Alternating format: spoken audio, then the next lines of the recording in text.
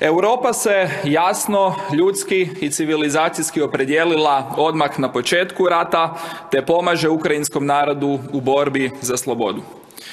Korištenje energije kao instrumenta rata protiv Europe, kao sredstvo političke i gospodarske ucjene, poziva nas da odgovorimo još jedinstvenije i još inteligentnije. Zaključci Vijeća svakako idu u dobrom smjeru, ali neizvjesnost pred nadolazećom zimom, a još više pred nadolazećom godinom, još nije nestala. Potrebna nam je politička, vojna i financijska podrška, jer ovo je u konačnici ultimativni civilizacijski test za cijelu Europu.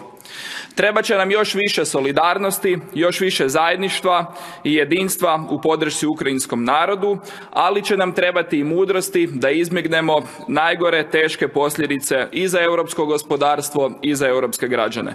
Međutim, ono što je ključno je da razumijemo da ishod rata itekako ima učinak i imat će učinak na cijelu Europu i imat će učinak na sve europske građane i zbog toga se za zapadnu civilizaciju sada ne bori samo riječima, nego itekako i djelima. Hvala.